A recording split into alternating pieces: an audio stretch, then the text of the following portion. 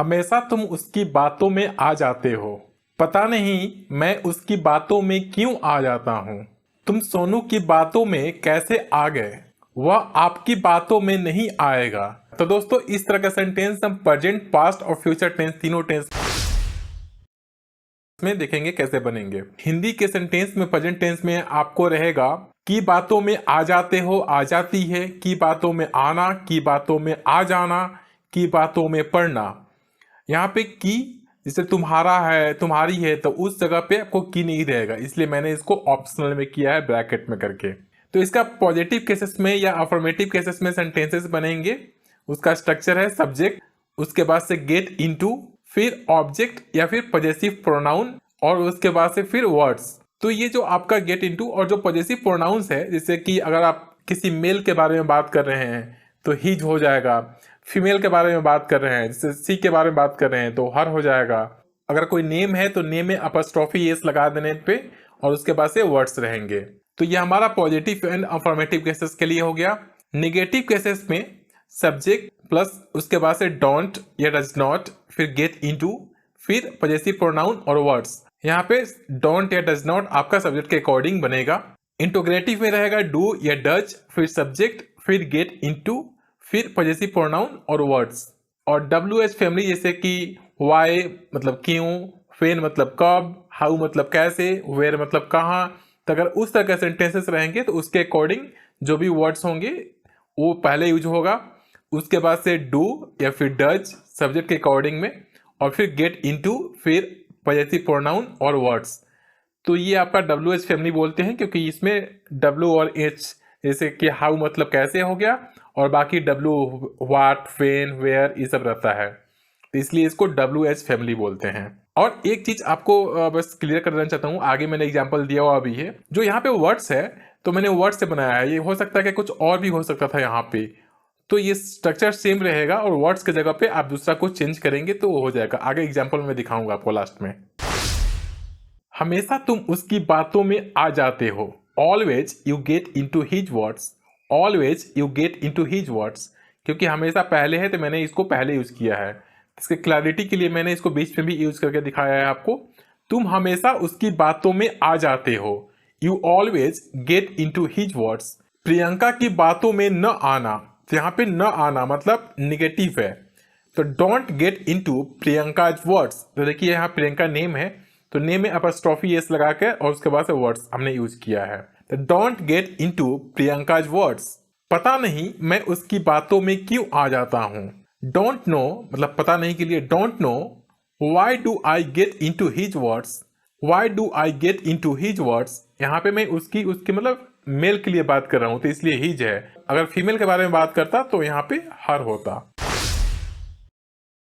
Past tense में आपका रहेगा की बातों में आ गया था, की बातों में आ गया। यहाँ पे की जैसा कि मैंने पहले बताया कि ऑप्शनल होता है, तुम्हारे में नहीं होगा, मोस्ट ऑफ द केसेस में की रहेगा ही। पास्ट टेंस में पॉजिटिव या अफर्मेटिव में इसका स्ट्रक्चर होगा सब्जेक्ट, फिर जो गेट था गेट गॉट हो गया और बाकी सब कुछ सेम रहेगा। तो सब्जेक्ट प्लस गॉट इनटू और उसके बाद से पॉजेसिव प्रोनाउन और फिर वर्ड्स। तो ये आपका पास्ट टेंस के पॉजिटिव केसेस के लिए हो गया। पास्ट टेंस में नेगेटिव के लिए होगा, हम यूज करेंगे सब्जेक्ट प्लस डिड नॉट, फिर गेट इनटू और उसके बाद से पॉजेसिव प्रोनाउन और वर्ड्स। डिड नॉट लगाने के बाद ये गेट वापस से गेट के फॉर्म में आ गया, वर्ब के फर्स्ट फॉर्म में आ गया, क्योंकि डिड के बाद वर्ब का फर्स्ट फॉर्म यूज होता है। तो subject plus did not plus get into फिर पॉजेसिव प्रोनाउन और वर्ड्स। अगर इंटोग्रेटिव में होगा तो डिड उसके बाद से सब्जेक्ट फिर गेट इनटू और पॉजेसिव प्रोनाउन और फिर वर्ड्स। WH फैमिली में तो आपका जो डिड था, डिड वाला स्ट्रक्चर, उससे पहले WH आ जाएगा, मतलब व्हाट, व्हेन, हाउ, वेयर, वे सब चीजें, और उसके बाद से डिड फिर सब्जेक्ट फिर गेट इनटू और पॉजेसिव प्रोनाउन फिर वर्ड्स। मैं उसकी बातों में आ गया था, I got into his words, I got into his words. मैं उसकी बातों में नहीं आया, नेगेटिव है, I did not get into his words, I did not get into his words. क्या तुम सोनू की बातों में आ गए, ये इंटोग्रेटिव में है, तो did you get into सोनूज words, did you get into सोनूज words. तुम सोनू की बातों में कैसे आ गए, how did you get into सोनूज words, how did you get into सोनूज words. Future tenses में आपका जो हिंदी में रहेगा की बातों में आएगा, की बातों में आ जाएगा, तो ऐसे सेंटेंसेस रहेंगे। इसका जो स्ट्रक्चर होगा पॉजिटिव केसेस के लिए फ्यूचर टेंस में सब्जेक्ट प्लस विल या शैल, फिर गेट इनटू और पॉजेसिव प्रोनाउन, फिर वर्ड्स। मोस्टली आजकल हम लोग विल यूज करते हैं सभी सब्जेक्ट के साथ में, पर जनरली ग्रामेटिकली आई और वी के साथ शैल यूज होता है। सब्जेक्ट, उसके बाद से विल या शैल, फिर गेट इनटू, फिर पॉजेसिव प्रोनाउन और वर्ड्स। हमारा स्ट्रक्चर है फ्यूचर टेंस का पॉजिटिव में। निगेटिव में फ्यूचर टेंस में सब्जेक्ट प्लस विल शैल, फिर उसके बाद से नॉट और गेट इनटू, फिर पॉजेसिव प्रोनाउन और वर्ड्स।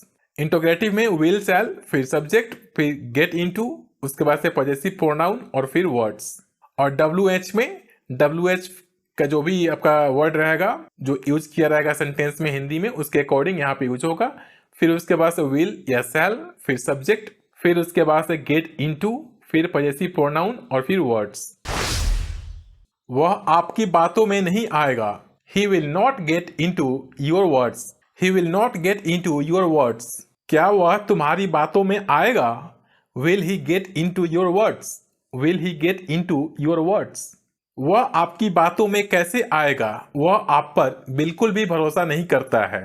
तो इसमें बेसिकली दो सेंटेंसेस है, तो हमारा जो फर्स्ट सेंटेंस है उस पर हम यूज करेंगे वह आपकी बातों में कैसे आएगा। तो यहाँ पे कैसे है मतलब हाउ यूज होगा। How will he get into your words? और उसके बाद से वो आप पर बिल्कुल भी भरोसा नहीं करता। He does not trust you at all. He does not trust you at all. At all का मतलब होता है बिल्कुल भी, और भरोसा करना का मतलब होता है, विश्वास करने का मतलब होता है ट्रस्ट। तो पूरा सेंटेंस होगा How will he get into your words? He does not trust you at all.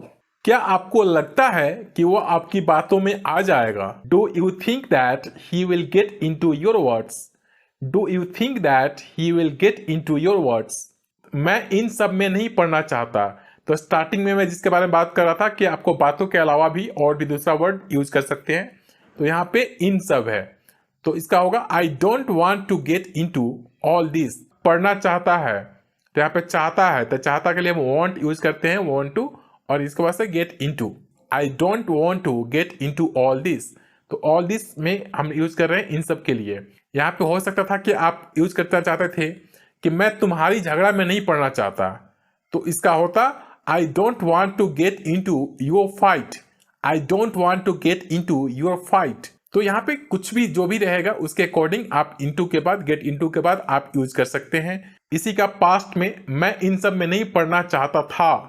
I didn't want to get into all this. I didn't want to get into all this. यहीं पे अगर होता है मैं तुम्हारे personal problem में नहीं पढ़ना चाहता था, तो इसका होता I didn't want to get into your personal problems. I didn't want to get into your personal problems. तो आप इस तरह से इसको अलग अलग केसेस में यूज कर सकते हैं। गेट इनटू के बहुत सारे यूजेज होते हैं, मैं उसका बस एक पार्ट यूज कर रहा हूं इस वीडियो में। तो आपके लिए प्रैक्टिस क्वेश्चन, अमित तुम्हारी बातों में नहीं पढ़ना चाहता। अमित तुम्हारी बातों में नहीं पढ़ना चाहता। तो प्लीज इसका आंसर कमेंट में बताइए। Thank you very much for watching this video. Please subscribe this channel और अपने दोस्तों के साथ शेयर करें और वीडियो को लाइक करें। तो मिलते हैं अगले वीडियो में, तब तक के लिए बाय बाय।